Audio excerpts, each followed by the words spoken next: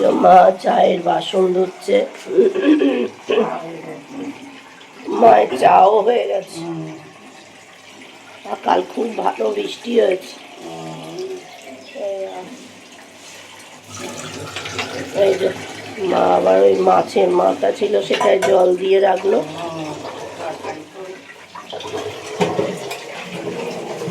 আর আমি সবে ঘুম থেকে উঠলাম, এবার ব্রাশ করব। এই যে চা নিয়ে বসে পড়েছি, মা বিস্কুট বার করছে। নমস্কার, বন্দিতা অ্যান্ড মাদার্স ব্লগে সকলকে স্বাগত জানাই। এখানে আবার কি ঠোকাঠুকি হচ্ছে, ঠক ঠক ঠক।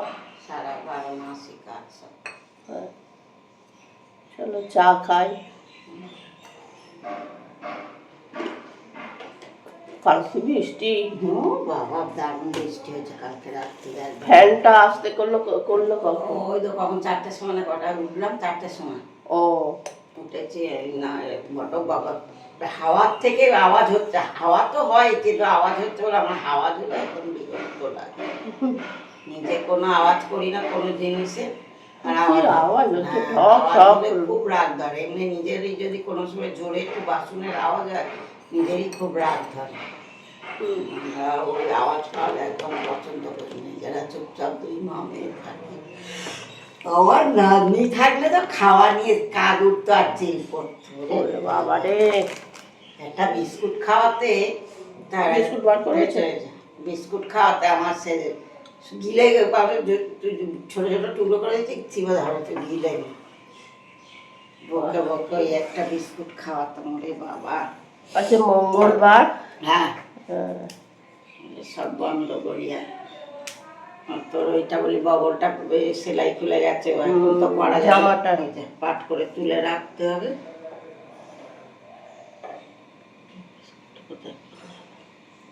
চলো চা খেয়ে নি।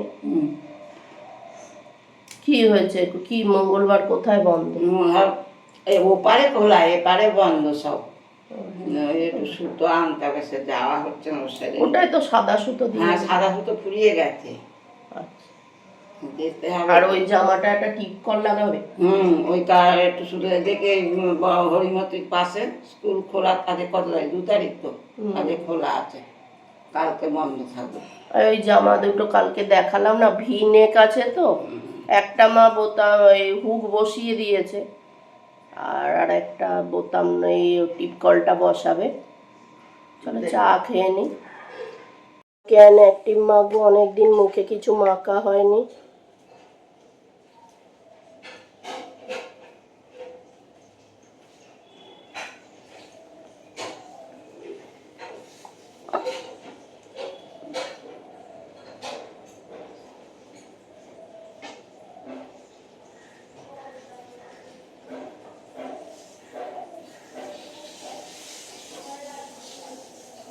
আর হয়ে উঠছে না কিছু মাখা, সময়ের জন্য হয়ে ওঠে না।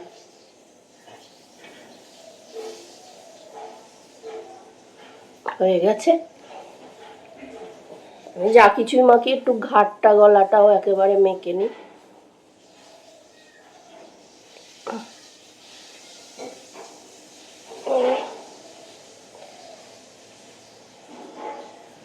চল হয়ে গেছে, এবার চানে ঢুকবো, জামা কাপড় কটা কাচবো। আমার ওদিকে রান্না করছে, জামা কাপড় কটা কেচে নেবো। মা ভিজিয়ে দিয়েছে, কিন্তু এদিকে আবার দেখি বৃষ্টিও হয়ে গেছে, একটু মেঘ করে রয়েছে, তাও ভিজিয়ে দিয়েছে। ওই যে মা ভাত নিয়ে আসছে, ভাত, আর এইদিকে হয়েছে মাছের মাথা দিয়ে সব রকম সবজি দিয়ে একটা চচ্চড়ি, আর মার হচ্ছে বেগুন ভাজা। আর ওইদিকে এখনো মা এই খারকোল পাতাটা বেটে আর ওইটা ভাজছে। এই যে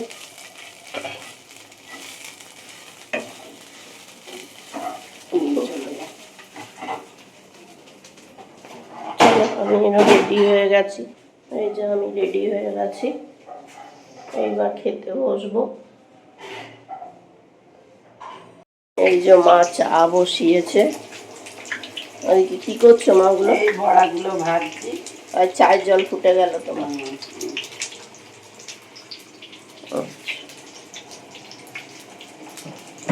আজকে ফ্রিজে ছিল, ঠান্ডা হয়ে গেছে, ওই জন্য চা দিয়ে খাওয়া হয়ে যাবে।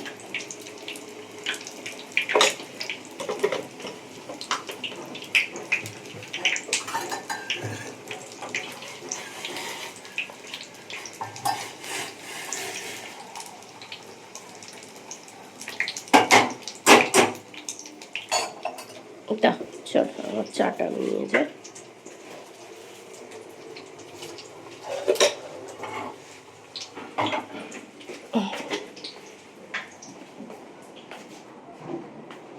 এই যে চা নিয়ে চলে এসেছি।